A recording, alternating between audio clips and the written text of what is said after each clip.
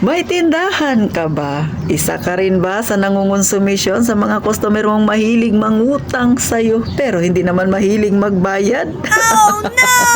Siyempre, totoo yan. Nakakapagbigay stress yan sa ating mga tindero-tindera. Pero tandaan, hindi lahat ng nangungutang ang hatid sa atin ay ganyan. Tama ba ako? Naniniwala ka ba sa ganyan, mga kasari? At syempre, for today's video, yan ang pag-uusapan natin, mga kasari. Kaya ikaw na bago pa lang sa pagtitindahan, bagay na bagay ito sa iyo, mga kasari. Pero bago tayo mag-umpisa, huwag mo namang kalimutan mag-subscribe ka na sa probinsya ng Palawenyang Tindera, ang inyong lingkod, si Ate Tintin.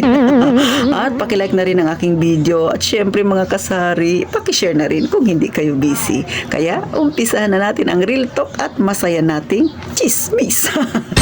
Isang magandang at maulang araw, mga kasari. Dito sa amin ganyan, pabugso-bugso ang ulan. Kaya ngayon ay nagmamadali si Ate Tintin na mag-record ng aking ichichismis sa inyo. What? Naniniwala ka ba na hindi lahat ng nangungutang sa atin ang hatid ay stress?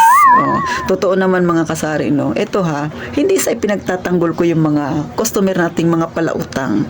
Pero hindi lahat ng nangungutang sa atin ay makunat. Alam natin yan. Ikaw na nanonood sa akin, experience mo rin ba yan? Alam niyo, mga kasari, no? Meron talaga tayong mga customer na nangungutang sa atin na nagiging paborito natin.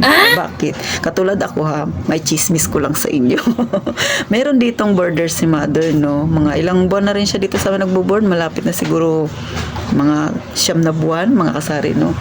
Sa totoo lang, nung nagpaalam siya sa akin na mangungutang siya, hindi ko expected na malaki yung uutangin niya sa akin. So, yung utang niya dito ay every 15 days siya nagbabayad kasi sa BPO siya nagtatrabaho.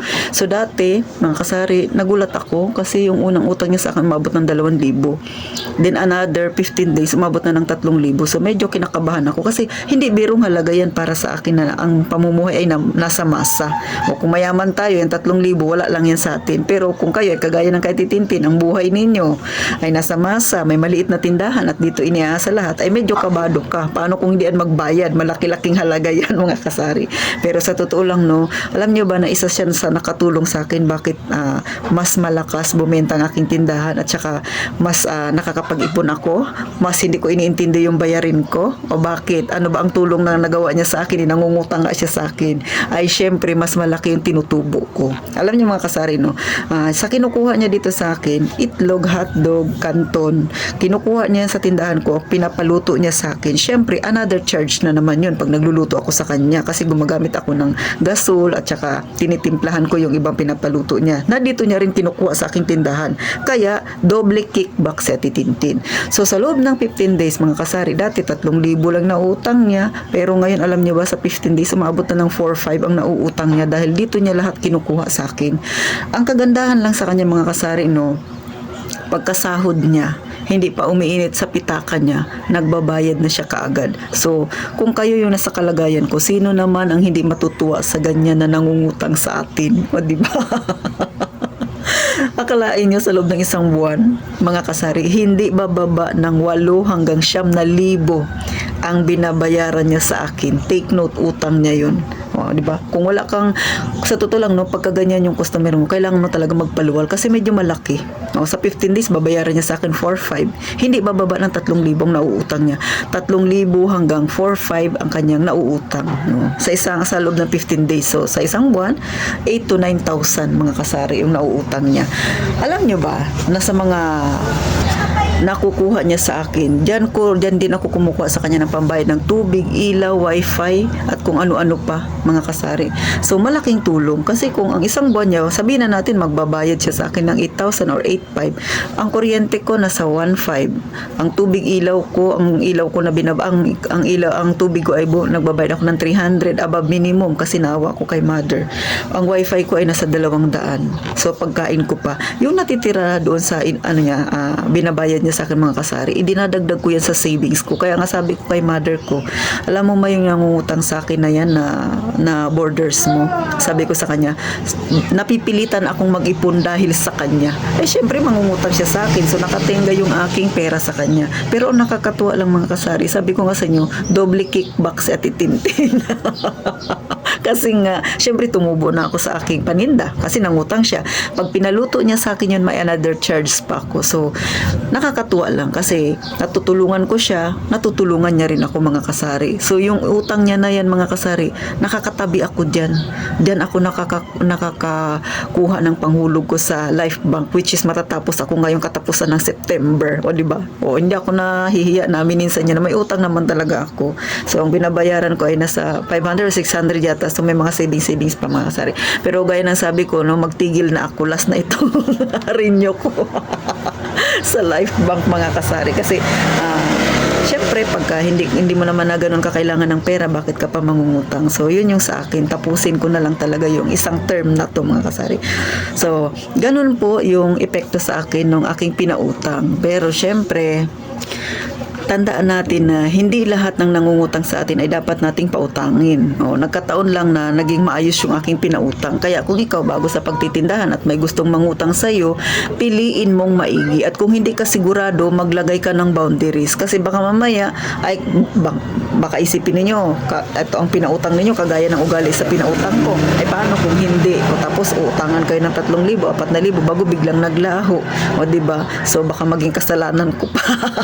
Sa akin, ipinapakita ko lang sa inyo yung journey na titinti na pag papautang ka, dapat marunong tayong kumilatis ng taong pauutangin natin. Gaya nga ng sabi ko, hindi lahat ng nangungutang mga kasari ay balasubas. Meron dyan na dala lang ng pangangailangan pero marunong silang magbayad. Kaya kung magpapautang kayo, siguraduhin nyo rin na meron kayong pampuhunan, meron kayong pampaluwal. Kasi kung gagayahin ninyo ako mga kasari, no, maliit lang ang tindahan ko, pero akalain nyo magpapaluwal ako kasi ang binabayaran niya sa akin every 15 days 4,000 to 5,000, basta hindi siya bababa ng 3,000. Kung ang tindahan ninyo ay kagaya sa akin maliit, ay malaking halaga na yan mga kasari, no. Kaya diyan sa kanya, nag-iisa lang siya na umuutang sa akin ng ganyang kalaki.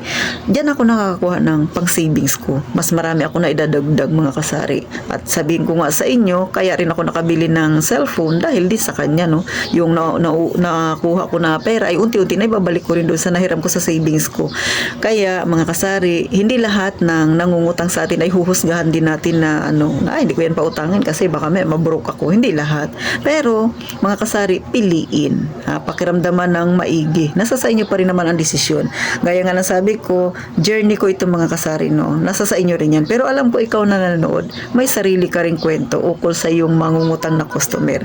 Alam ko, magiging paborito mo siya kapag ganyan ang kanyang pag-uugali na marunong siyang magbayad. O, diba? Kaya natulungan mo na siya, natulungan ka rin naman niya. So, paano? Hanggang dito na lang si Ate Tintin. Sana nakakuha kayo ng kaunting idea, mga kasari, no?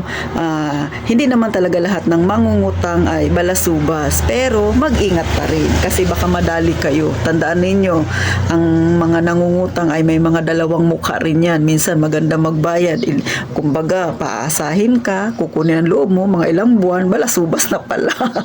Sana huwag kayo makatagbo ng mga ganyang customer.